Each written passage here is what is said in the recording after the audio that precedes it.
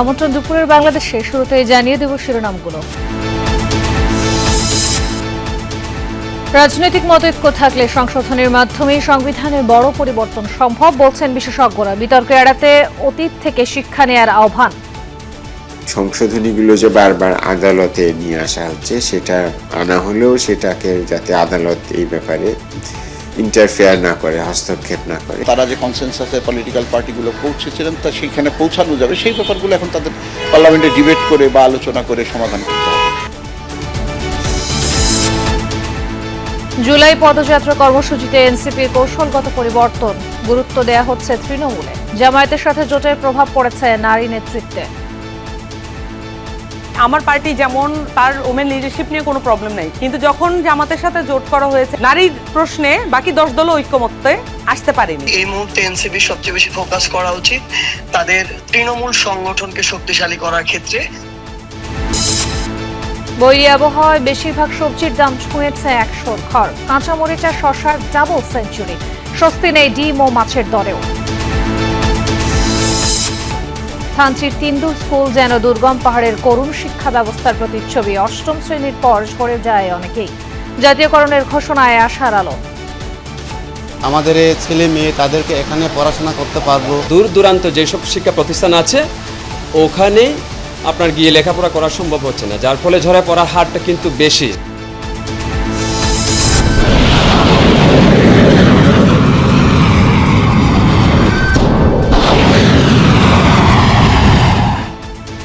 ইরানি শহর বন্দর দ্বীপে অব্যাহত মার্কিন হামলা, হতাহত 350-র কাছাকাছি। হাফ ডজন প্রতিবেশী দেশের মার্কিন ঘাঁটি স্থাপনায় তেহরানের টার্গেট।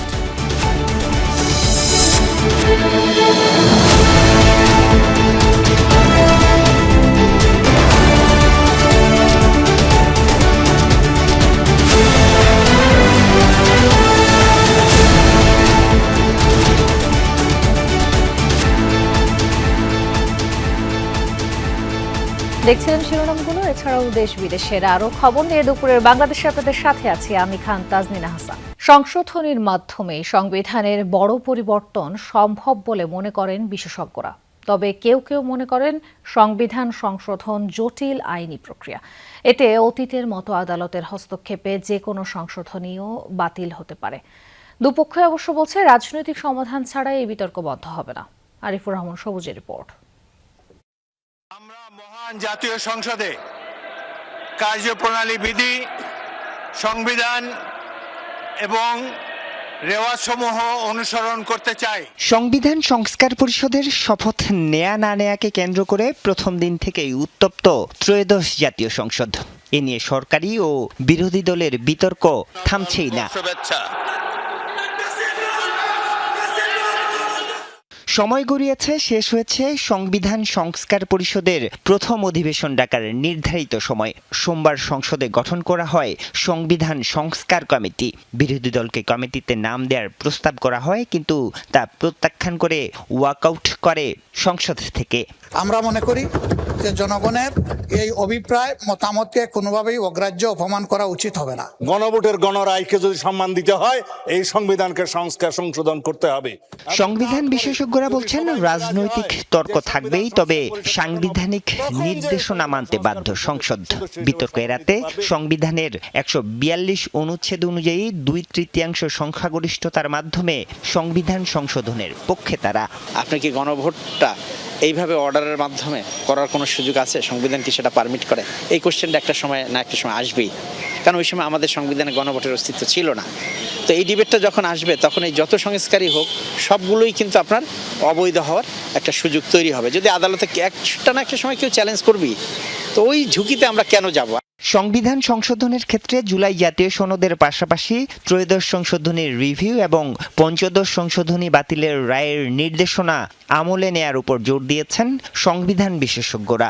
সংবিধান এখন 13তম সংশোধনী যে পর্যায়ে ছিল, ওইখানে সংবিধানের যে রূপ ছিল এখন ওই রূপে সংবিধান আছে। সুতরাং সেইখান থেকে এই পুরো ব্যাপারটা তো আপনি যখন পরিবর্তন করবেন তখন ওইখানে থাকা সংবিধানে কি কি পরিবর্তন আসলে আমাদের দরকার হবে এবং করলে এই জাতির যে ঐক্যমত বা তারা যে কনসেনসাসে পলিটিক্যাল পার্টিগুলো পৌঁছেছিলেন তা সেইখানে পৌঁছানো যাবে, সেই ব্যাপারগুলো এখন তাদের পার্লামেন্টে ডিবেট করে বা আলোচনা করে সমাধান করতে হবে। তবে অষ্টম সংশোধনী অনুযায়ী সংবিধানের মৌলিক কাঠামো পরিবর্তন করা যাবে না। সেক্ষেত্রে শুধু সংখ্যাগরিষ্ঠতার ভিত্তিতে সংবিধানের 142 অনুচ্ছেদ অনুযায়ী সংবিধান সংশোধন হলে এর ভবিষ্যৎ নিয়ে প্রশ্ন থেকেই যাবে।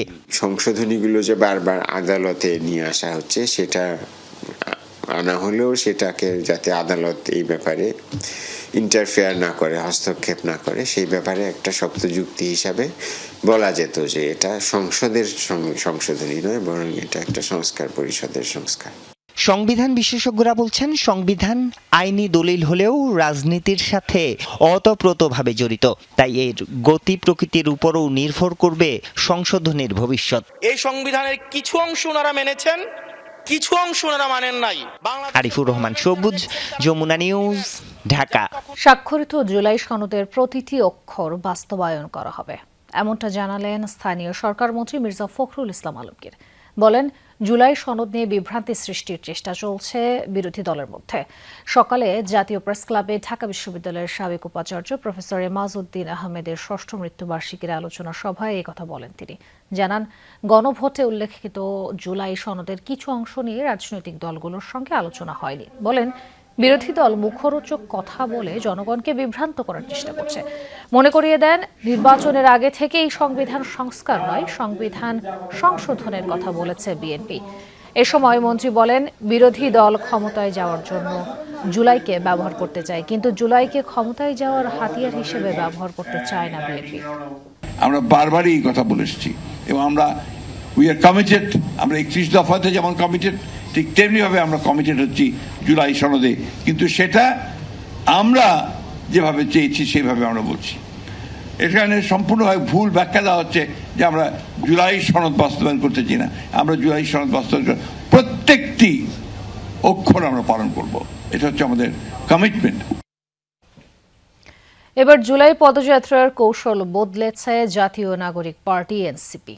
উত্তর ও দক্ষিণাঞ্চল দুই ভাগে ভাগ করে 58 জেলায় কর্মসূচি চলছে। কেন্দ্রীয় নেতাদের উপস্থিতি সীমিত রেখে গুরুত্ব দেওয়া হচ্ছে জেলা উপজেলা নেতৃত্বকে। তবে গত বছরের তুলনায় এবার পরিচিত নারী নেত্রীর উপস্থিতি কম। এনসিপির দাবি, তৃণমূলের নারী নেতৃত্ব গড়ে তুলতে এই পরিবর্তন। যদিও দলটির কয়েকজন নারী নেত্রী বলছেন, জামায়াতের সঙ্গে 11 দলীয় জোটেরও প্রভাব রয়েছে। লামিয়া তিথি রিপোর্ট। 24-এর গণ অভ্যুত্থানে সব শ্রেণী পেশার মানুষের পাশাপাশি সামনের সারিতে ছিলেন অসংখ্য নারী ও তরুণ। আন্দোলনের গুরুত্বপূর্ণ মুখ হয়ে ওঠেন তারা। সে আন্দোলনের পরই 2025 সালের ফেব্রুয়ারিতে আত্মপ্রকাশ করে জাতীয় নাগরিক পার্টি এনসিপি। আর কখনোই বিভাজিত করা যাবে না। একই বছরের জুলাইয়ে দেশ গড়তে জুলাই পদযাত্রা কর্মসূচির মাধ্যমে দেশ জুড়ে জনসংযোগ শুরু করে দলটি। এক বছর পর আবারও শুরু হয়েছে জুলাই পদযাত্রা। তবে এবার আগের তুলনায় পরিচিত নারী নেত্রীর সংখ্যা কম। কেন কমেছে পরিচিত নারী মুখ? এনসিপির নারী নেত্রীরা বলছেন, তৃণমূলের নারীদের নেতৃত্বে আনার লক্ষ্যেই এই পরিবর্তন। তবে জামায়াতের সঙ্গে 11 দলীয় ঐক্যেরও কিছু প্রভাব আছে।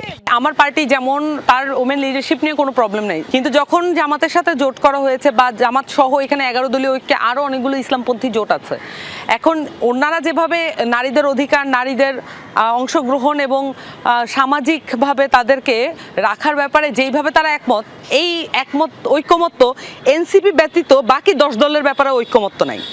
নারী প্রশ্নে বাকি 10 দলও ঐক্যমত্যে আসতে পারেনি এবং এটা নিয়ে এখনও তাদের মধ্যে এক ধরনের দোদুল্যমানতা দেখতে পাওয়া যায়। এই দোদুল্যমানতা ওই জোটে থাকার কারণে এনসিপির উপরেও প্রভাব পড়ছে বলে আমি মনে করি। সো আমার কাছে মনে হয় যে এই যে জোটের জায়গা থেকে এটা অবশ্যই প্রভাব ফেলছে। এবারে আমাদের যেই জায়গাটা সেটা হচ্ছে যে শীর্ষ নেতৃত্ব যারা তারা যেরকম, সো আমার কাছে মনে হয় যে এই যে জোটের জায়গা থেকে এটা অবশ্যই প্রভাব ফেলছে। এবারে আমাদের যেই জায়গাটা সেটা হচ্ছে যে শীর্ষ নেতৃত্ব যারা তারা যেরকম যাবে এবং স্থানীয় যারা লিডারশিপ, যেমন আমরা কিন্তু এখনো যখন পদযাত্রা করছি তখন কিন্তু সামনের সারিতে সেই স্থানীয় পর্যায়ে যে নারী নেতৃত্ব তারা কিন্তু আছে। সুতরাং সেই জায়গা থেকে আমাদের দেখা গেছে যে এলাকা বিশেষে যারা আসলে যেই এলাকার দায়িত্বে সেই এলাকায় তারা যুক্ত হচ্ছেন। নারী নেতৃত্ব বিকাশে কি প্রয়োজন? এ প্রশ্নে নিরাপদ রাজনৈতিক পরিবেশ ও তৃণমূল থেকে নেতৃত্ব তৈরির ওপর জোর দেন তারা।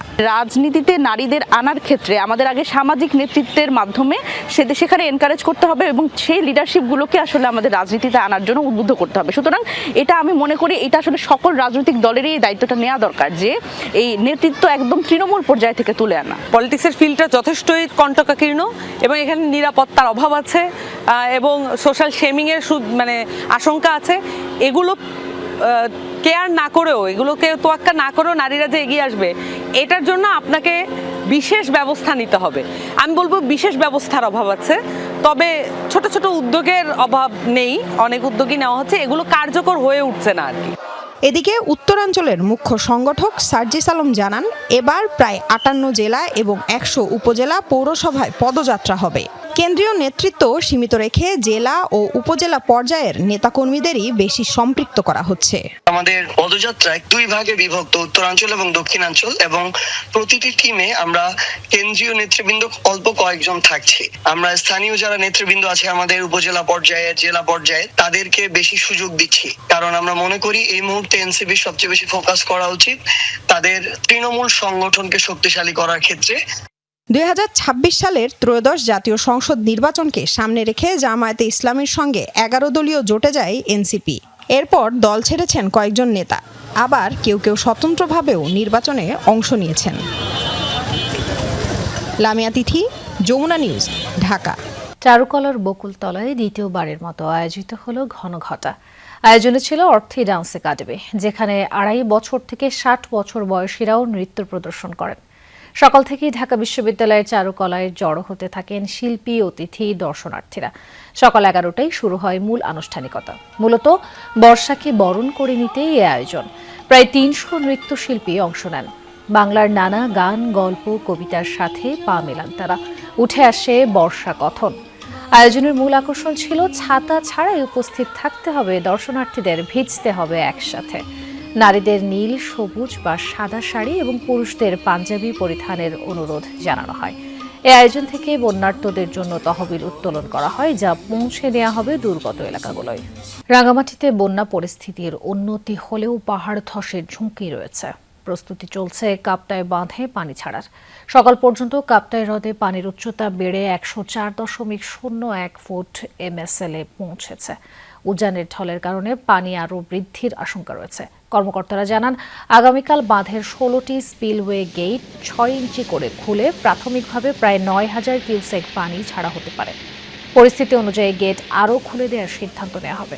বিদ্যুৎ উৎপাদনের জন্য 5টি ইউনিট দিয়ে প্রায় 32,000 কিউসেক পানি কর্ণফুলী নদীতে প্রবাহিত হচ্ছে।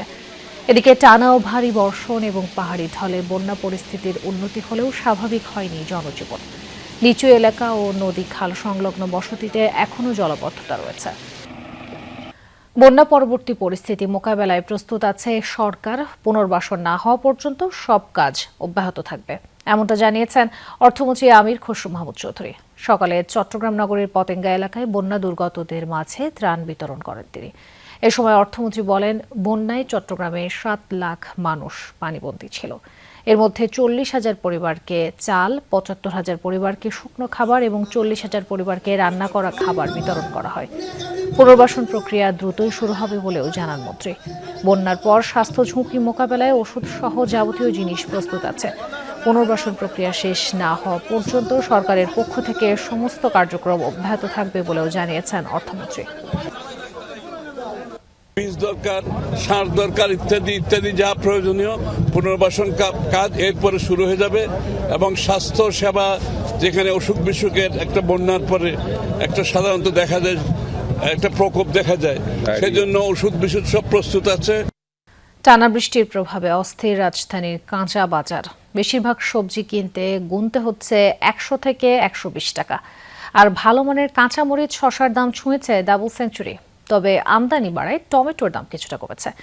তুলনামূলক সস্তায় মিলছে পেঁপে, পেঁয়াজ আর আলু। বিক্রেতারা বলছেন, বৈরী আবহাওয়ায় পানিতে তলিয়ে আছে সবজির ক্ষেত, অনেক ফলন নষ্ট হয়েছে। নতুন সবজি বাজারে এলে তবেই স্বস্তি ফিরবে, আরও জানাচ্ছেন সহকর্মীরা।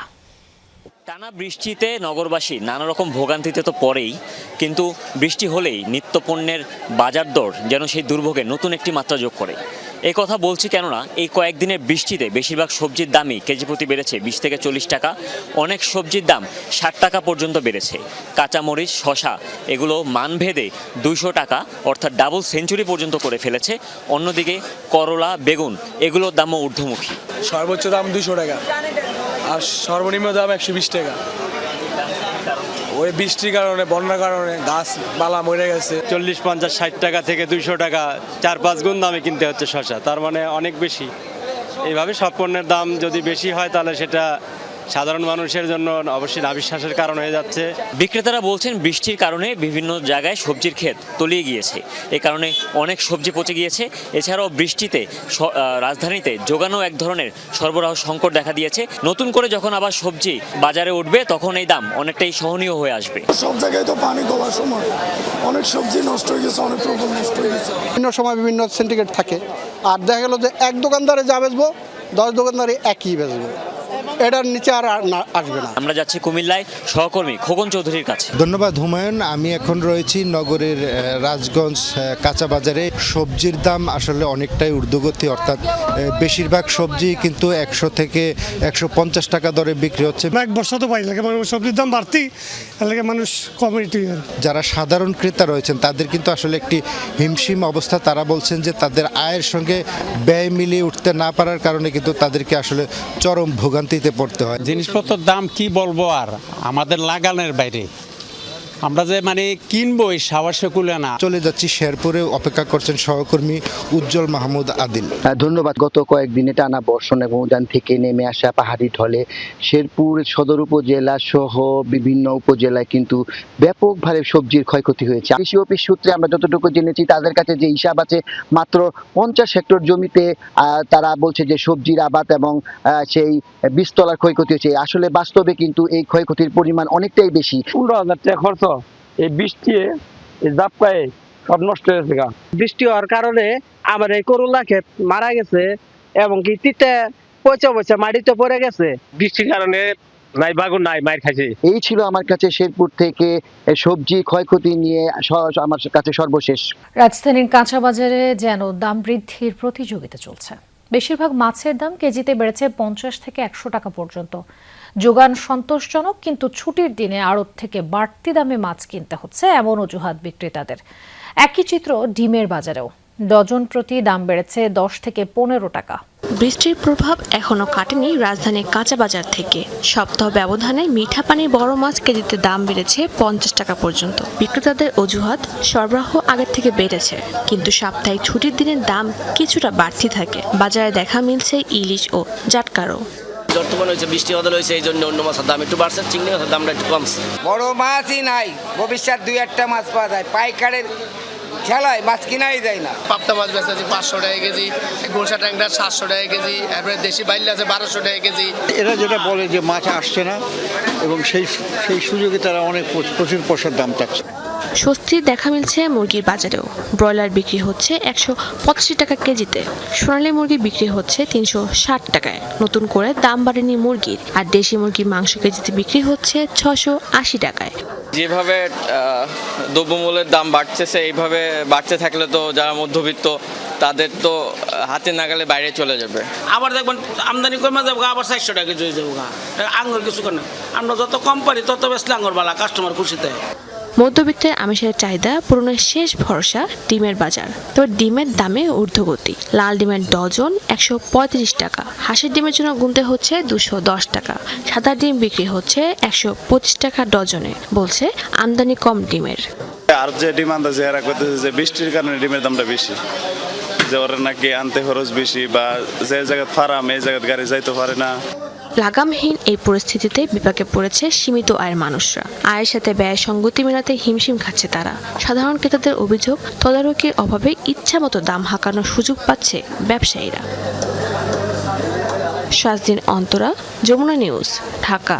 দুর্গম তিনদুর সেই স্কুলটি যেন পাহাড়ি অঞ্চলে করুণ শিক্ষা ব্যবস্থার প্রতীকী চিত্র।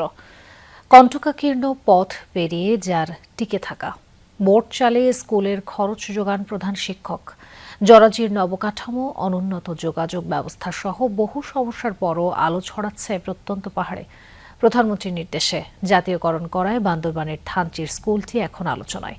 বান্দরবান প্রতিনিধি বাটিং মার্মাকে সাথে নিয়ে জুবায়েদ ইবনে শাহাদাতের রিপোর্ট, ছবি তুলেছেন সাইদুর রশিদ ইভান।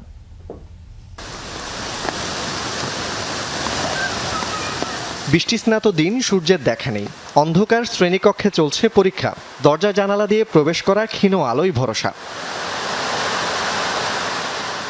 এই সেই আলোচিত তিন্দু নিম্ন মাধ্যমিক বিদ্যালয়। জরাজীর্ণ অবকাঠামো, টিনের চাল বেয়ে পড়া বৃষ্টির পানিতে সয়লাব।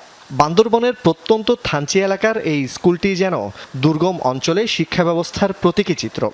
অনেক কষ্ট হয়, সব কিছু ভিজে যায় এবং টেবিলও ভিজে যায়, খাতা ভিজবে এরকম অবস্থায় আমাদের পুরো ড্রেস পর্যন্ত ভিজে যায়। আমাদের এখানে লেখাপড়া করতে অনেক অসুবিধা হচ্ছে। আমাদের স্কুলটি যদি হাই স্কুল হতো অনেক ভালো হতো, আমার পড়াশোনাটাও আমি এগিয়ে নিয়ে যেতে পারতাম। বান্দরবান সদর থেকে প্রায় ৮০ কিলোমিটার দূরে থানচি উপজেলা। সেখান থেকে ইঞ্জিন চালিত বোটে ১ ঘন্টার নৌপথ পাড়ি দিয়ে আসতে হয় তিন্দু এলাকায়। দুর্গম এই জনপদে নেই কোনো উচ্চ বিদ্যালয়, ফলে এই তিন্দু নিম্ন মাধ্যমিক বিদ্যালয়ই এখানকার শিক্ষার্থীদের একমাত্র ভরসা। থানচি থেকে নৌপথে যেতে হয় স্কুলটিতে। উপজেলা প্রশাসনের দেয়া ইঞ্জিন চালিত বোট চালিয়ে যাওয়া আসা করেন প্রধান শিক্ষক। শিক্ষার্থীদের বিনামূল্যে পারাপার করানোর পাশাপাশি বাড়তি আয়ের জন্য প্রতি শুক্র, শনি ও সরকারি ছুটির দিনে থানচি থেকে তিন্দু, বড়পাথর ও রেমাক্রি ফলস রুটে পর্যটক, যাত্রী ও মালামাল পরিবহন করেন এই শিক্ষক। স্কুলের অধিকাংশ শিক্ষার্থী দরিদ্র পরিবারের, ফলে বোট চালিয়ে আয় করা অর্থের পুরোটাই ব্যয় করেন বিদ্যালয় ও শিক্ষকদের বেতনের পিছনে। বোট চালিয়ে কিছু স্কুলের শিক্ষক এবং আনুষঙ্গিক খরচ নিবারণ করার চেষ্টা করছি। ইউনিয়ন পরিষদ, উপজেলা প্রশাসন থেকে এবং জেলা পরিষদ থেকেও সহযোগিতা দিয়েছেন, তাতেও আমাদের পর্যাপ্ত নয়। ২০২০ সালে স্থানীয় কিছু শিক্ষা অনুরাগের প্রচেষ্টায় প্রতিষ্ঠিত স্কুলটি ২০২১ সালে অনুমোদন এবং ২০২৩ সালে নিম্ন মাধ্যমিক পর্যায়ে পাঠদানের স্বীকৃতি পায়। চলতি বছর চালু হয়েছে নবম শ্রেণী।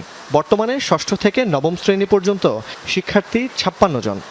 প্রতিষ্ঠান অনুন্নত হওয়াতে শিক্ষা সামগ্রীর অভাব হওয়ার কারণে আমরা যতটুকু ইচ্ছা, আমাদের যতটুকু সামর্থ্য আছে এইটুকু শিক্ষা প্রদান করতে অনেক সমস্যা। অনেক প্রতিকূলতার মধ্যে দিয়ে এখানে শিক্ষা নেওয়াটা একটা বিলাসিকতা। যদি সহযোগিতা পাই সেক্ষেত্রে আরও এদের উজ্জ্বল একটা ভবিষ্যৎ আমরা দিতে পারি। পাশেই তিন্দু গ্রুপিং পাড়া সরকারি প্রাথমিক বিদ্যালয়। প্রাথমিকের গণ্ডি পেরিয়ে এই স্কুলটি পুরো জনপদের শিক্ষার্থীদের একমাত্র ভরসা। তবে কোনো মাধ্যমিক বিদ্যালয় না থাকায় অষ্টম শ্রেণীর পর ঝরে যাচ্ছে অনেকে। সম্প্রতি স্কুলটিকে প্রধানমন্ত্রীর জাতীয়করণের ঘোষণা দেয়ায় অভিভাবকরা দেখছেন আশার আলো। যদি আপনাদের একটু সরকারের দিকে নজর দেন, আমার সুযোগ সুবিধা বেশি করে পাবো। আমাদের এই ছেলে মেয়ে তাদেরকে এখানে পড়াশোনা করতে পারবো, এজন্য খুশি হচ্ছে আমরা। স্কুলটা সরকার করণ করেছে, যে তার জন্য আমি অনেক অনেক ধন্যবাদ দিচ্ছি। শিক্ষার্থীগুলো দূর দূরান্ত যেসব শিক্ষা প্রতিষ্ঠান আছে ওখানে আপনার গিয়ে লেখাপড়া করা সম্ভব হচ্ছে না, যার ফলে ঝরে পড়ার হারটা কিন্তু বেশি। কিছুটা দূরে পার্বত্য চট্টগ্রাম উন্নয়ন বোর্ডের অর্থায়নে ১ একরের নিজস্ব জায়গায় চলছে স্কুলটির নতুন ভবন নির্মাণের কাজ। শিক্ষক শিক্ষার্থীরা থাকেন ৫ থেকে ১০ কিলোমিটার দূরবর্তী এলাকায়। অনুন্নত যোগাযোগ ব্যবস্থার কারণে আসা যাওয়া বেশ কষ্টসাধ্য। পাশের এই বেসরকারি হোস্টেলই অনেকের ভরসা। হোস্টেল থেকে আমি এই বিদ্যালয়তে স্কুলে পড়াশোনা করে এই স্কুলটা যদি না থাকতো আমার লেখাপড়া হতো না। আমি দুর্গম এলাকা থেকে আসছি, হস্টেল থেকে এই স্কুলে লেখাপড়া করছি। ৪ থেকে ৫টা কমিউনিটি ছেলে মেয়েরা আমার এখানে হোস্টেলে থাকে। তো এই প্রতিষ্ঠা পরিচালনা করা হয় মূলত হচ্ছে আমার বাইরে অনুদান মধ্য দিয়ে আমার এই পরিচালনা করা হয়। স্কুলটির পাঠদান অব্যাহত রাখতে আগে থেকেই সব ধরনের সহযোগিতা দেয়া হচ্ছে বলে জানায় উপজেলা প্রশাসন। এখানকার যে অন্যান্য বেসরকারি বিদ্যালয়ের মতোই এই বিদ্যালয়টিও যেন শিক্ষকরা বেতন থেকে বঞ্চিত না হন। কন্টিনিউয়াসলি একটা ইন্টারাকশনের মধ্যে দিয়েই আমরা যাই। জুবায়েদ ইবনে শাহাদাত, যমুনা নিউজ, তিন্দু, বান্দরবান। হাতিরঝিলে অনুষ্ঠিত হলো Dhaka metro half marathon. Triathlon ডি মার্সে সিগনেচার ইভেন্টের দ্বিতীয় সংস্করণ এটি। 4 ক্যাটাগরিতে অংশ নেন প্রায় 2000 দৌড়প্রেমী। আয়োজকরা বলেন, ঢাকার ঐতিহ্য ও সংস্কৃতিকে বিশ্ব দরবারে ইতিবাচকভাবে তুলে ধরার একটি দারুণ প্ল্যাটফর্ম এটি। ইভেন্টের মিডিয়া পার্টনার ছিল যমুনা টেলিভিশন। পুরো শহর যখন গভীর ঘুমে আচ্ছন্ন, ঠিক তখন হাতিরঝিলে এক অন্যরকম জাগরণ। ফজরের আজানেরও আগে নিস্তব্ধ নগরীকে উৎসবের রঙে রাঙাতে জড়ো হয়েছিলেন হাজারো মানুষ। দ্বিতীয়বারের মতো অনুষ্ঠিত হলো ঢাকা মেট্রো হাফ ম্যারাথন। এবারের প্রতিপাদ্য run the city, celebrate the culture.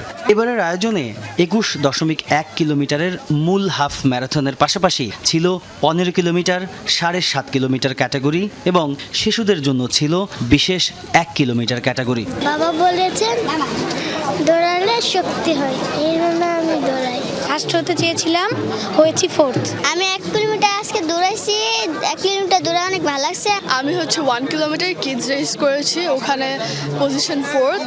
কেবল নিয়মিত অ্যাথলেট কিংবা শিক্ষার্থীরাই নন, সুস্থ জীবনধারার বার্তা ছড়িয়ে দিতে এই ট্র্যাকে পা মিলিয়েছেন দেশের শীর্ষস্থানীয় কর্পোরেট ব্যক্তিত্ব থেকে শুরু করে বিদেশি দৌড়বিদরাও।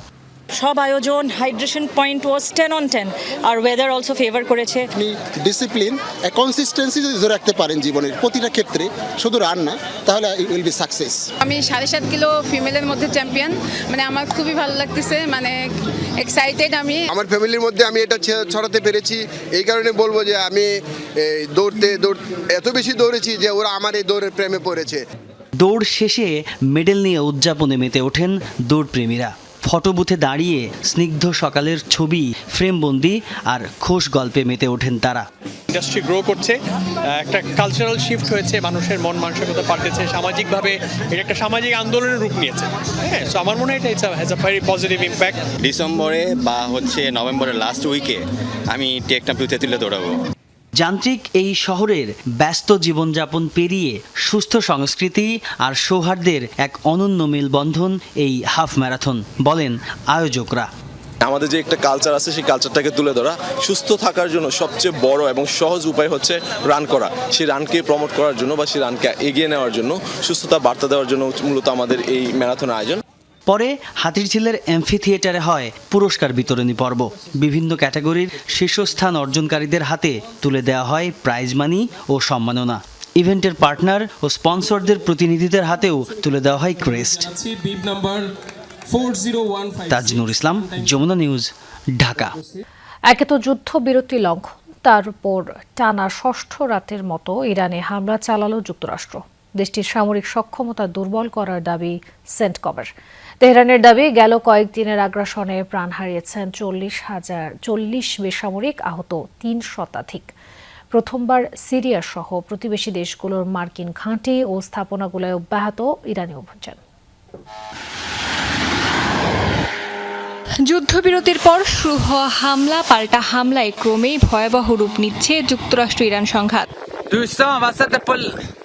টানা 6ষ্ঠ দিনের মতো উপকূলীয় নজরদারি কেন্দ্র, বিমান প্রতিরক্ষা ব্যবস্থা, যুদ্ধ সরঞ্জাম পরিবহন অবকাঠামো এবং নৌ সক্ষমতা সহ কয়েক ডজন সামরিক লক্ষ্যবস্তুতে হামলা চালায় যুক্তরাষ্ট্র। সেন্টকমের দাবি, ইরানের সামরিক শক্তি চুরমার করা আর বাণিজ্যিক জাহাজে আক্রমণের জবাব দিতেই এই অভিযান। ইরানের রাষ্ট্রীয় সংবাদ মাধ্যম বলছে, হরমুজগান প্রদেশের অন্তত 5টি সেতু, 4 বাহার সমুদ্র নিয়ন্ত্রণ টাওয়ার, বন্দর আব্বাস, বুশের, আহভাজ ও কেশম দ্বীপে চালানো আগ্রাসনে বিচ্ছিন্ন বিদ্যুৎ সংযোগ। তবে অভিযানের মাঝেও আলোচনা চলছে, দাবি হোয়াইট হাউসের। ইরান যুক্তরাষ্ট্রের মাঝে আলোচনা অব্যাহত। আমাদের সাথে একটি সমঝোতায় পৌঁছাতে আগ্রহী দেশটি, কারণ মার্কিন সামরিক বাহিনীর আঘাতে তারা ভয়াবহ ক্ষতিগ্রস্ত। ব্যাপক পাল্টা হামলা চালিয়েছে তেহরানও। কাতার, কুয়েত, বাহরাইন, জর্ডান এবং প্রথমবারের মতো সিরিয়ার মার্কিন সামরিক স্থাপনা লক্ষ্য করে ড্রোন ও ক্ষেপণাস্ত্র ছুড়েছে দেশটি। কাতার ও জর্ডান জানিয়েছে তাদের আকাশ প্রতিরক্ষা ব্যবস্থায় বেশ কয়েকটি ক্ষেপণাস্ত্র ধ্বংস করেছে। তবুও ধ্বংসাবশেষ পড়ে আহত হয়েছে এক শিশু। ক্ষতিগ্রস্ত হয়েছে বিভিন্ন স্থাপনা। সামরিক উত্তেজনার মধ্যে আলোচনার টেবিল ঘিরেও চলছে বিতর্ক। ইরানের সঙ্গে আলোচনায় মার্কিন দূত স্টিভ উইটকফ ও জ্যারেড কুশনার আর্থিকভাবে লাভবান হচ্ছেন এমন অভিযোগকে সম্পূর্ণ ভিত্তিহীন বলে উড়িয়ে দিয়েছেন ভাইস প্রেসিডেন্ট জেডি ভ্যান্স। তার অভিযোগ, ইসরায়েলি সরকারের কিছু সদস্য যুদ্ধবন্ধে মার্কিন প্রচেষ্টাকে বাধাগ্রস্ত করেছেন। এদিকে হরমুজ প্রণালীর পরিস্থিতি আর কখনোই যুদ্ধপূর্ব অবস্থায় ফিরবে না, এমন হুঁশিয়ারি দিয়েছে ইরানের সামরিক বাহিনী। অস্মিতা বিশ্বাস, যমুনা নিউজ।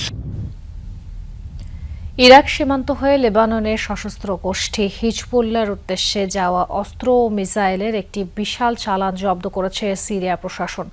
তথ্যটি নিশ্চিত করেছে সিরিয়ার রাষ্ট্রীয় সংবাদ সংস্থা সানা। দেশটির স্বরাষ্ট্র মন্ত্রণালয়ের প্রকাশিত এক বিবৃতিতে জানানো হয়, ইরাক সীমান্তের কাছাকাছি সন্দেহজনকভাবে পার্ক করা একটি গাড়ি চোখে পড়ে নিরাপত্তা বাহিনীর। তল্লাশি চালিয়ে ভেতর থেকে গাইডেড মিসাইল, ড্রোন সহ অত্যাধুনিক সব অস্ত্রের বিশাল চালান উদ্ধার করে বিশেষ নিরাপত্তা ইউনিট। সুনির্দিষ্ট তথ্য আলামতের ভিত্তিতে চালানটি লেবাননের হিজবুল্লাহর সদস্যদের জন্য পাঠানো হচ্ছিল, এই তথ্য নিশ্চিত করে সিরিয়ার গোয়েন্দা সংস্থা। অভিযানের সাথে জড়িতদের চিহ্নিত করে বিশাল এই নেটওয়ার্ক ধ্বংস করতে তৎপরতা চালানোর কথা জানিয়েছে দামেস্ক। ফিলিস্তিনিদের জন্য কুম্ভীরাস্ত্র ঝরালেন ইসরায়েলি প্রেসিডেন্ট আইজাক হারজগ। সৌদি রাষ্ট্রীয় গণমাধ্যম আল আরাবিয়াকে দেয়া সাক্ষাৎকারে প্রকাশ পেল তাঁর এই কপট সমবেদনা। ৩০ মিনিটের কথোপকথনে উঠে আসে সৌদি আরবের সাথে মিত্রতা স্থাপনের প্রত্যাশাও। জানান, প্রতিবেশীদের সাথে সম্পর্ক স্বাভাবিক হলে লেবানন, সিরিয়া ভ্রমণ করতে চান। সৌদি আরবের রাষ্ট্রীয় সংবাদ মাধ্যম আল আরাবিয়াকে সাক্ষাৎকার দেন ইসরায়েলি প্রেসিডেন্ট আইজাক হারজগ। ৩০ মিনিটের অনুষ্ঠানে ফিলিস্তিন, সৌদি আরব সহ মধ্যপ্রাচ্যের বিভিন্ন প্রসঙ্গে কথা বলেন তিনি। মাছের মায়ের পুত্রশোকের মতোই ফিলিস্তিনিদের জন্য দেখালেন আবেগ। যেখানে গাজা এখনো ইসরায়েলি হামলায় রক্তাক্ত, সেখানে প্রেসিডেন্ট জানালেন উপত্যকাবাসীর জন্য তার হয় হৃদয়ে রক্তক্ষরণ। অবশ্যই গাজাবাসী ভালো জীবন পাওয়ার দাবিদার। আমরাও চাই তারা ভালোভাবে জীবনযাপন করুক। বিশ্বাস করুন, ফিলিস্তিনিদের জন্য আমার হৃদয় ব্যথিত হয়, কারণ নিরপরাধ মানুষকে হত্যা আমার বা ইসরায়েলের উদ্দেশ্য নয়। সৌদি আরবের সাথে শান্তিপূর্ণ সম্পর্ক স্থাপনের স্বপ্ন দেখেন ইসরায়েলি প্রেসিডেন্ট। মনে করেন সৌদি ইসরায়েল দুটোই ইতিহাসের এক পাতা। আমার স্বপ্ন গাড়ি নিয়ে বৈরুতে ড্রাইভিং এ বের হব। দামেস্কে যাওয়ার আশাও রয়েছে। সৌদি আরব ও ইসরায়েলের মধ্যে শান্তি স্থাপন দেখতে চাই। এটা ইতিহাসের অংশ। ইব্রাহিমের অনুসারী সবাই একযোগে বসবাস করবে, এটাই নিয়তি। সাক্ষাৎকারে সকল আরব দেশের সাথে সংলাপে বসার আশাও ব্যক্ত করেন আইজাক হারজগ। জানান, সব ছাপিয়ে একদিন হয়তো বাস্তবে পরিণত হবে তার স্বপ্ন। আমি সবসময় চেয়েছি ইসরায়েল তার প্রতিবেশীদের সাথে আলোচনা টেবিলে বসুক, যাতে শান্তির পথ খুঁজে পাওয়া যায়। সেই ধারাবাহিকতায় মক্কার সাথে আলোচনায় বসবো আমরা। ফিলিস্তিন ও আরব দেশগুলোর প্রতি প্রেসিডেন্ট নরম সুর দেখালেও এখনো আগ্রাসন চালাচ্ছে ইসরায়েল। শুধু গাজাতেই হত্যাকাণ্ডের শিকার ৭৩,০০০-এর বেশি ফিলিস্তিনি, আর লেবাননে সেই সংখ্যা কয়েক হাজার। সিরিয়াতেও সময়ে সময়ে চলে ইসরায়েলি বোমাবর্ষণ, আর ২ দফায় যুদ্ধ হয়েছে ইরানের সাথে। অনিক রহমান, যমুনা নিউজ। দুপুরের বাংলাদেশের প্রথম ঘন্টা থেকে বিদায় নিচ্ছে। পরের ঘন্টার খবর নিয়ে ফিরবেন স্নিগ্ধ পূর্বী। সাথে থাকুন।